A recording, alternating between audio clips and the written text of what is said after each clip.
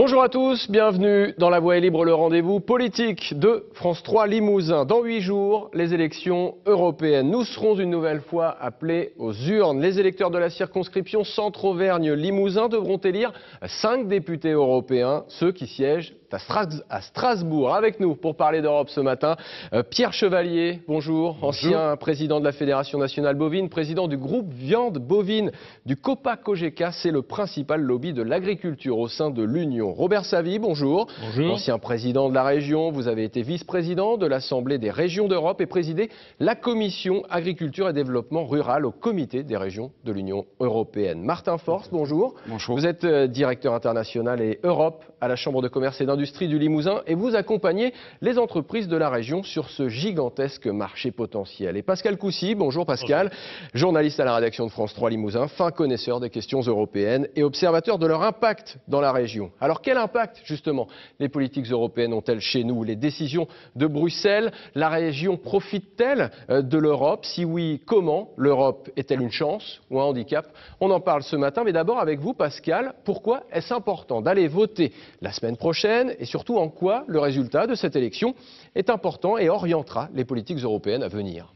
Oui, Louis, c'est important parce que même si Bruxelles et Strasbourg sont loin du Limousin, il faut bien que les Limousins se rendent compte que la plupart des décisions qui sont prises par le Parlement européen, qui sera élu dimanche prochain, auront des conséquences très très concrètes sur la vie des Limousins, des Français en général et des Limousins en particulier. Alors on parle souvent, on a l'habitude de parler des bureaucrates et des fonctionnaires de Bruxelles. En fait, Bruxelles, ça ne veut pas dire grand-chose. En Europe comme ailleurs, ce ne sont pas les fonctionnaires qui décident, ce sont en l'occurrence en Europe les chefs d'État et de gouvernement et le Parlement européen, qu'on va élire dimanche prochain, qui prennent les décisions. Alors, cette année, pour la première fois, le Parlement européen va avoir un petit peu plus de pouvoir. Ça fait quelques années qu'il a plus de pouvoir, mais il va en avoir encore plus. Si tout se passe bien, c'est ce Parlement européen, c'est ces députés européens qui vont désigner le patron de la Commission européenne et donc des fonctionnaires européens. Avant, c'était les chefs d'État et de gouvernement. Et là, le Parlement européen qu'on va élire aura son mot à dire. Alors ça veut dire tout simplement qu'on commence à faire de la politique en Europe. Si vous voulez une Europe de gauche, il faudra voter à gauche aux élections européennes. Si vous voulez une Europe de droite, il faudra voter à droite. Mais en tout cas, sachez que cette élection va déterminer l'orientation de la politique européenne pour les prochaines années. Alors justement, on va essayer de comprendre comment ça marche entre le Parlement et la Commission. Comment le Parlement a renforcé ses pouvoirs. On regarde ça tout de suite. Le Parlement européen, depuis le traité de Lisbonne, c'est plus de pouvoir et plus de responsabilités politiques. Plus de pouvoir, c'est la grande bataille de la codécision. Le Parlement européen et le Conseil, qui représentent les États membres, sont désormais sur un pied d'égalité dans la très grande majorité des domaines politiques de l'Union.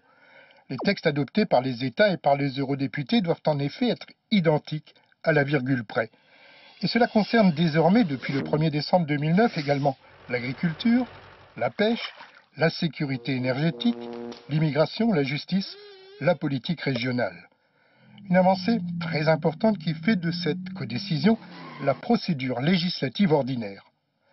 Les eurodéputés ont aussi gagné le droit de décider avec les États de l'ensemble du budget annuel de l'Europe. Ils ne se sont pas privés de ce droit, en ferraillant d'ailleurs l'année dernière avec le Conseil. Plus de responsabilités. Désormais, et cela devrait se passer pour la première fois en juillet prochain, les députés européens éliront le président de la Commission européenne à partir d'une liste proposée par les États, une liste qui doit tenir compte du résultat des élections européennes. Une toute nouvelle responsabilité politique qui d'ailleurs ne plaît pas à tout le monde. Ce traité de Lisbonne a été sans doute l'étape la plus importante dans la lutte du Parlement européen pour exister et pour peser dans le fonctionnement et la construction de l'Union européenne. Voilà, peser dans le fonctionnement et la construction de l'Union européenne. Robert Savy, le vote de dimanche prochain aura plus de conséquences, il donnera plus de poids aux électeurs. Ce sera une Europe plus démocratique ensuite, selon vous ? Je le crois et j'ai regardé jeudi soir une émission qui mettait en présence les candidats des grandes familles politiques à la présidence de la Commission. C'était la première fois que ça arrivait. Pour la première fois, l'Europe, elle avait un visage.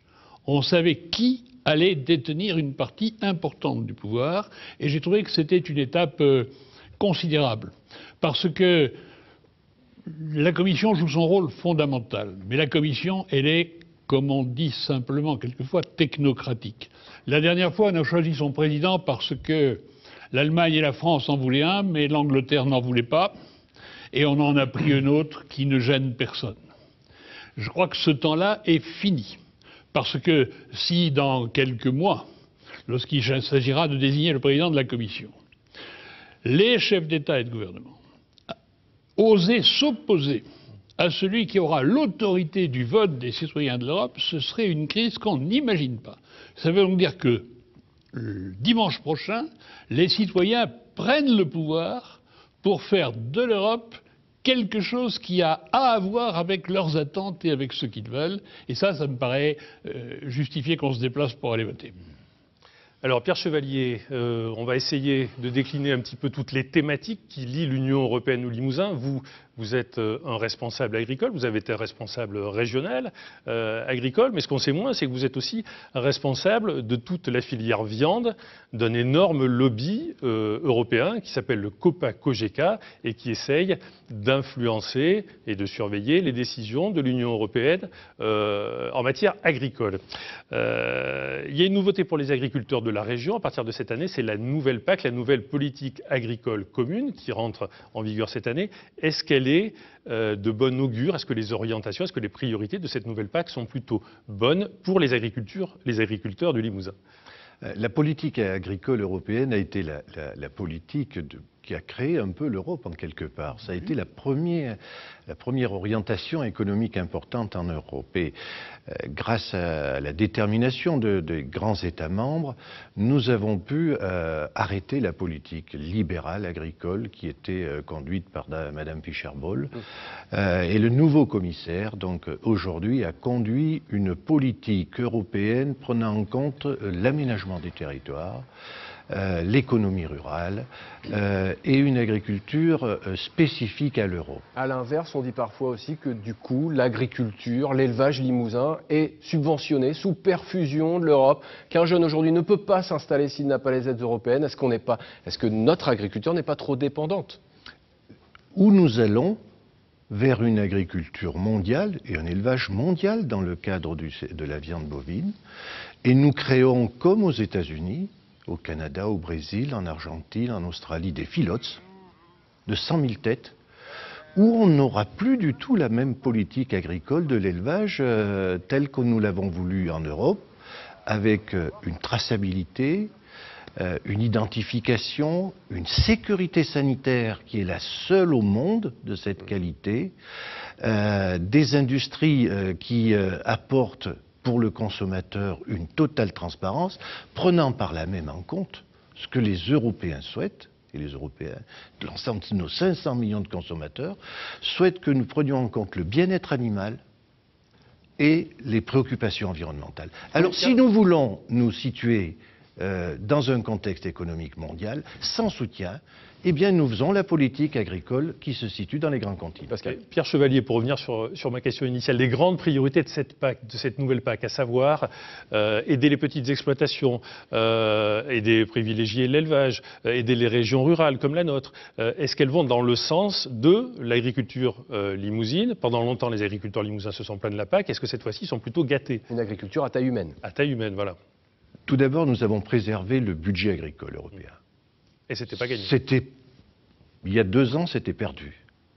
Nous avons un budget agricole européen identique. Et dans l'application de cette politique agricole, la France a fait le choix d'un rééquilibrage au profit des zones les plus fragiles. Le Limousin, 330 millions de soutien à l'agriculture. On verra les chiffres un peu plus tard, mais c'est colossal. C'est colossal. Martin Forst, Monsieur Chevalier parlait d'une alternative entre la loi de la jungle du marché ou alors eh bien, il faut accepter les règles du jeu européennes. Vous, pour les entreprises que vous rencontrez, qu'est-ce que vous leur conseillez pour conquérir ce marché européen, plus de 500 millions de consommateurs, et est-ce qu'elles jouent le jeu? Est-ce qu'en Limousin, les PME, les entreprises sont suffisamment présentes sur ce marché? Alors, je vais répondre à votre question, mais je voudrais revenir juste sur une perception qui était peut-être dans la question. C'est le marché européen, il est aussi à Limoges, il est aussi à Guéret, il est aussi à Brive. C'est-à-dire que pour les entreprises que nous on accompagne, la réglementation européenne s'applique qu'ils sortent des frontières françaises nationales ou pas. Et ça, c'est un atout, justement, cette harmonisation des règles pour exporter ailleurs. En Europe, est-ce que c'est un atout? C'est un peu une réponse de Normand. Parfois oui et parfois non. Pour l'entreprise qui n'a aucune vocation, on va dire, à travailler sur le marché national ou sur le marché européen, c'est souvent perçu comme une contrainte ou du moins un changement d'habitude. Et vous savez bien que changer d'habitude, ça prend du temps, ça coûte de l'argent, c'est pas toujours très bien vu.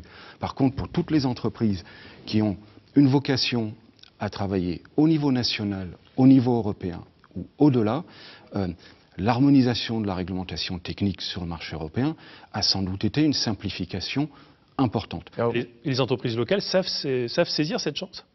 Alors certaines, oui. Vous parlez de réglementation, d'harmonisation, c'est pareil dans l'agriculture, hein. L'Europe, on voit ça comme un gigantesque pourvoyeur de paperasse, de contraintes. Est-ce que c'est le cas? Alors, c'est la même réponse que tout à l'heure. Oui, il y a des contraintes, mais ce qu'il ne faut pas oublier, c'est que pour quelqu'un qui avant vendait en France, en Italie, en Allemagne, au Royaume-Uni, il avait 4 procédures de certification, 4 systèmes de réglementation technique différentes. C'était un surcoût important. Aujourd'hui, en théorie, il y a encore parfois quelques petits accros, mais en théorie, une seule procédure, on va dire, de certification permet de vendre un produit légalement dans la vingtaine, la trentaine et au-delà de pays concernés. Mais Martin Forst, vous êtes là pour conseiller ces entreprises, pour leur faire découvrir les opportunités, pour les aider, pour les guider. Est-ce que vous avez l'impression qu'elles ont ce réflexe de se tourner vers ce marché européen? Est-ce qu'on a le réflexe en Limousin, finalement, pour mémoire, il y a 78%, je crois, quand même, des échanges commerciaux entre du Limousin qui se font vers l'Union européenne. Donc, a priori, c'est quand même le cas. Oui. Alors, oui, elles ont le réflexe. Toutes non, mais et c'est peut-être presque le problème de la réussite du marché unique, c'est qu'en fait, d'une certaine manière, c'est devenu tellement facile de travailler sur l'Allemagne ou l'Espagne, eh bien que notre commerce extérieur régional, il s'est quand même en fait un peu restreint sur le marché intérieur.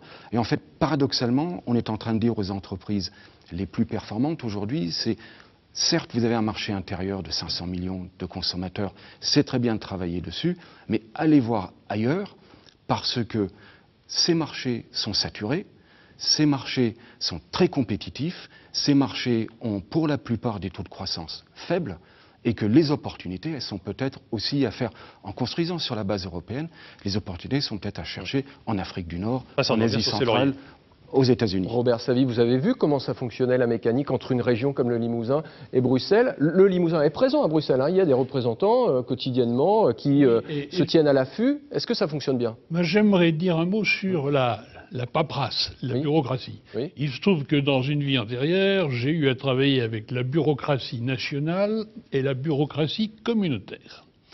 J'avais les a priori de tout le monde, et quand, à Bruxelles, j'ai dit notre programme de développement, il y a des choses qui ne vont pas. À l'expérience, on s'aperçoit qu'il faudrait les changer. On m'a dit, mais bien sûr, regardons ensemble ce qu'il faut changer. C'est un langage que je n'ai jamais entendu dans un ministère de ma République. Donc, ça veut dire que l'administration européenne, elle n'est pas aussi sclérosée qu'on veut bien le dire. Non. Et surtout, elle est multiculturelle. Elle a appris à travailler avec des Britanniques, des Suédois, des Portugais, ou même des Napolitains et des Français. Et donc, elle a une ouverture qui manque peut-être au service franco-français. Alors, il y a aussi des avantages du côté de la bureaucratie européenne. Alors l'Europe, concrètement, qu'est-ce que ça nous amène ici en Limousin? Et quelle est la place réelle de notre région dans l'Union? Pour bien comprendre, rappel de quelques données parlantes que vous nous avez compilées. Pascal, on regarde. Avec ses 700 000 habitants, le Limousin représente 0,15% de la population de l'Union européenne. Ça n'est pas la région la moins peuplée, mais la 212e sur 271 que compte l'Union. Ça n'est pas non plus la plus petite, loin de là. Elle se classe 81e sur 271 en termes de superficie, même si avec 43 habitants au kilomètre carré, sa densité de population est l'une des plus faibles du continent. Le Limousin compte plus de personnes âgées de plus de 65 ans que de jeunes de moins de 20 ans, mais c'est aussi le cas d'une région sur 5 en Europe. La richesse produite par les Limousins, autrement dit le PIB par habitant, est dans la moyenne européenne, plaçant la région à la 180e place sur 262. Et les 2/3 de nos échanges commerciaux se font avec des pays de l'Union européenne. Une Europe qui prend soin du Limousin. Par tête d'habitant, notre région est la plus aidée de toutes les régions françaises de métropole. Entre 2007 et 2013, le Limousin a reçu de l'Europe 127 millions d'euros au titre des fonds régionaux et 51 millions au titre du Fonds social européen. Quant aux agriculteurs et aux zones rurales du Limousin, durant la même période, ils ont perçu plus de 2 milliards d'euros au titre de la politique agricole commune. Chaque année, les aides de la PAC au Limousin sont supérieures au budget du Conseil général de la Creuse. Voilà, pour rappel, le budget du Conseil général de la Creuse, c'est plus de 200 millions d'euros. On vient de le voir, Pascal, le Limousin n'a pas à se plaindre. Nous sommes plutôt bien lotis, nous sommes gâtés par Bruxelles. Oui, honnêtement, le Limousin n'a pas à se plaindre de l'Union européenne. On vient de le voir, c'est la région la plus aidée par l'Union européenne par tête d'habitant, si on accepte la Corse et les DOM-TOM, qui ont un statut un petit peu spécifique. On l'a vu aussi, les orientations de la nouvelle PAC vont plutôt dans le sens de l'agriculture, telle qu'on la pratique dans la région. D'ailleurs, les agriculteurs de la région, depuis qu'on a annoncé la nouvelle PAC, ne se plaignent pas trop. C'est un signe. C'est un signe. Ils savent bien qu'ils auraient du mal à joindre les deux bouts s'il n'y avait pas cette PAC. D'ici 2020, le Fonds européen pour le développement des zones rurales, qui est l'autre partie de l'aide à l'agriculture, mais aux zones rurales en général, allouée au Limousin, va augmenter de 200 millions d'euros. C'est énorme pour un pays, pour une région rurale comme le Limousin. Les autres fonds européens alloués à la région, eux, n'ont pas bougé pour la nouvelle période jusqu'en 2020, alors que ce n'était pas forcément gagné. Il faut savoir que désormais, la plupart des décisions et des investissements qui sont prises au niveau régional se font en fonction de l'existence ou pas de ces fonds européens. Ça veut dire qu'on choisit, qu'on dirige les projets en fonction de la possibilité de récupérer de l'argent auprès de Bruxelles. Pierre Chevalier, nos agriculteurs sont plutôt bien servis par Bruxelles, mais est-ce qu'ils seront prêts dans l'avenir à faire des efforts pour partager un peu la manne que représente la politique agricole commune? On a l'impression que ça, c'est plus difficile à faire admettre. Oui, les agriculteurs ont pris connaissance du rééquilibrage des soutiens. C'est 23 millions d'euros en plus pour le Limousin. C'est la première région de France en matière de rééquilibrage de la politique agricole européenne.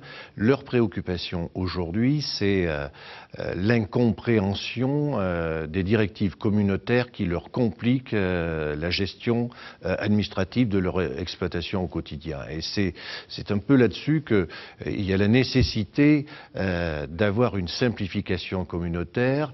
La commission agricole doit s'adapter en fonction des États membres.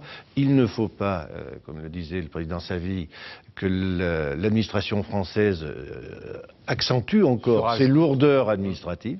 C'est quelquefois le cas, et ceci a pour effet de donner une mauvaise image de l'Europe. Et puis aussi, je crois que tous, nous devons communiquer en expliquant le fonctionnement de l'Europe, pas seulement une fois tous les 6 ans. Alors, Pierre Chevalier, on l'a vu pour les agriculteurs de la région, la PAC c'est plutôt positif, l'Europe c'est plutôt positif. Par contre, il y a quelque chose d'inquiétant et qui vous tient à cœur, c'est qu'il y a en ce moment des négociations entre l'Union européenne et les États-Unis, des négociations commerciales qui sont menées de façon extrêmement discrète, voire secrète, et qui peuvent menacer l'élevage ici, dans la région. Les États-Unis veulent importer chez nous des quantités absolument industrielles de viande qui ne sont pas élevées de la même façon qu'on les élève en Limousin. C'est un vrai sujet d'inquiétude. Ce sont les dysfonctionnements communautaires qui créent des distorsions de concurrence extra-communautaires, dysfonctionnements intérieurs à l'Europe, des commissaires... Non mais là c'est entre l'Europe et les États-Unis. Est-ce que clairement pour aller vite, est-il vous craignez un afflux de viande américaine?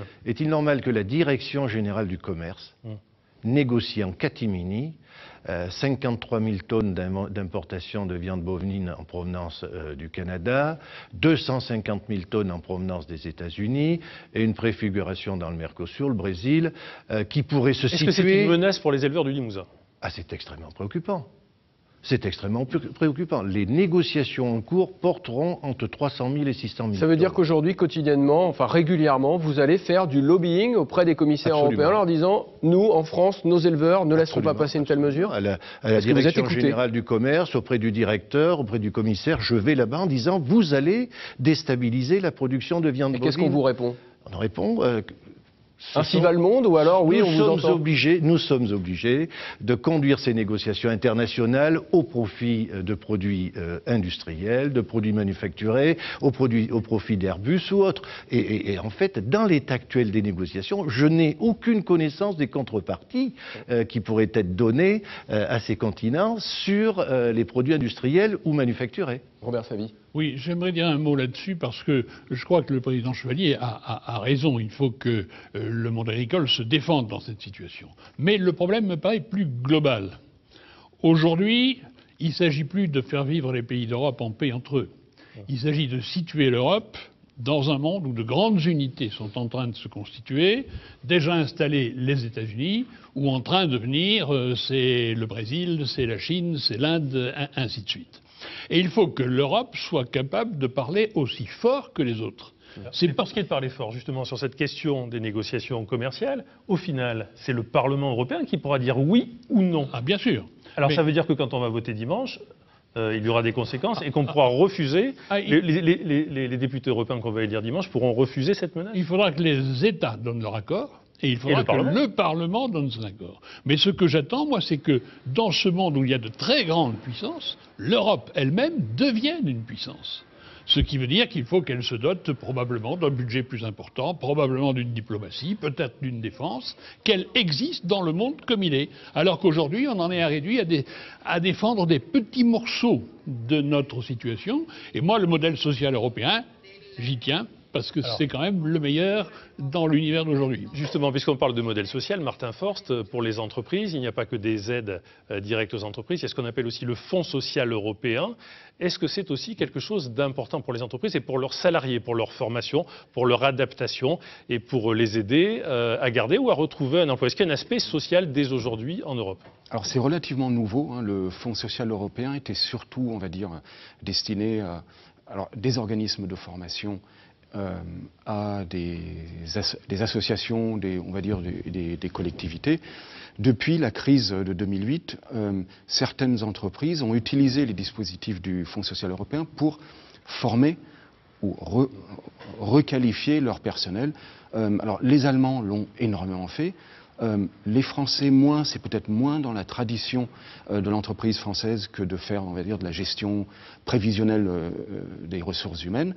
Mais en Limousin, il y a 2-3 entreprises qui ont utilisé le FSE pour garder leurs salariés pendant une période, on va dire, de vache maigre, excusez-moi le terme, hein, mais, les garder, les former pour qu'ils soient plus qualifiés, plus compétitifs pour quand l'activité redémarrerait. Martin Forst, qu'on comprenne bien, est-ce que vous pouvez nous dresser le profil type d'une entreprise de la région qui joue à fond le jeu des aides européennes, qui correspond à ce que l'Europe attend d'une PME dans une région comme la nôtre? C'est une entreprise innovante, c'est une entreprise qui a moins de 50 salariés, ou alors est-ce que par exemple Legrand touche des aides européennes, que nos téléspectateurs comprennent bien D'accord. Qui sont les entreprises qui en profitent? Alors, la typologie de l'entreprise européenne, parce que ce n'est pas que toucher des aides. Hein. C'est chez nous, hein, pour ceux qu'on connaît, ça va être plutôt évidemment de la PME, de la PME un peu structurée chez nous, c'est-à-dire 50 à 120 salariés, dans un secteur industriel où il y a un vrai savoir-faire,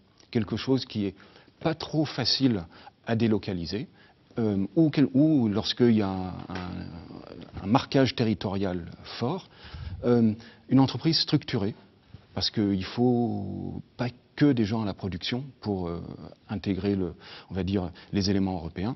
Et puis je dirais une entreprise pour qui le marché européen et mondial ne font qu'un. Donc on peut penser par exemple à des porcelainiers, ou des gens qui travaillent le cuir, ou des gens qui travaillent pas loin de chez nous au Polyester, à Limoges, voilà, qui développent des choses innovantes? Sur Esther, il y a beaucoup d'entreprises, elles sont plus petites en général, c'est de l'entreprise, on va dire, à vocation européenne et internationale. Dans l'agroalimentaire, vous en avez plusieurs, il y a des fleurons. Dans tout ce qui est luxe et excellence, dans la céramique technique peut-être plutôt que la porcelaine traditionnelle, et même dans la mécanique, qui est un secteur qu'on dit sinistré et sans avenir, eh bien, on a des super entreprises qui ont totalement intégré la dimension européenne au niveau réglementaire, au niveau marché et bien sûr au niveau de la capacité à mobiliser les aides au niveau régional. Monsieur Forst, Robert Savy parlait tout à l'heure d'Europe sociale. Est-ce que l'absence d'harmonisation sociale et une harmonisation économique, monétaire maintenant en Europe, il n'y a pas d'harmonisation sociale? Est-ce que c'est aussi une concurrence pour les entreprises locales quand il y a des salariés qui viennent, qui n'ont pas les mêmes postes de travail, ce qu'on appelle les travailleurs détachés? Est-ce que ça commence à être un vrai problème, l'absence d'harmonisation sociale en Europe, l'absence d'Europe sociale? Bon, vous savez que moi je suis d'origine britannique, donc a priori je devrais être contre l'harmonisation sociale. C'est quelque chose que j'ai toujours trouvé, on va dire, déficient dans la structuration du marché. C'est un problème concret pour les entreprises aujourd'hui? Ça l'est depuis, par vague, depuis, on va dire, depuis l'ouverture du grand marché en 93. C'est une distorsion de concurrence. C'est une forme de distorsion de concurrence. La Commission a pris quelques mesures, c'est un tout petit peu moins terrible que, on va dire, dans les années 90, les années 2000. Mais par contre, ce qui a changé, c'est que la mobilité est beaucoup plus importante. Aujourd'hui, vous regardez une compagnie comme Ryanair, la plupart de ses destinations sont en Europe centrale et vont sur Francfort, vont sur Munich, vont sur Londres et pas sur Limoges encore. Et elles sont pleines de travailleurs polonais, roumains, ou même biélorusses qui viennent travailler dans l'Union européenne. Robert Savy, je vais vous demander une réaction, mais c'est vrai qu'on parle quand même des régions, de cette fameuse réforme des régions annoncée par Manuel Valls en disant il nous faut des grandes régions parce qu'à l'échelle européenne, il faut des grands territoires qui puissent concurrencer. Or, quand on regarde finement, et Pascal nous l'a démontré plusieurs fois, eh bien le Limousin est dans la moyenne des régions européennes et n'aurait pas forcément besoin de s'associer avec d'autres régions pour être compétitif. Oui, j'écris cela depuis 30 ans. Alors Pascal s'est inspiré de vos écrits. M. Valls ne m'a pas encore lu, mais je ne désespère pas qu'il on vous rend la paternité de la théorie. Ce que je voulais dire sur ce point-là, c'est que ce que vient de dire Martin Forst, c'est, me semble-t-il, une bonne raison d'aller voter.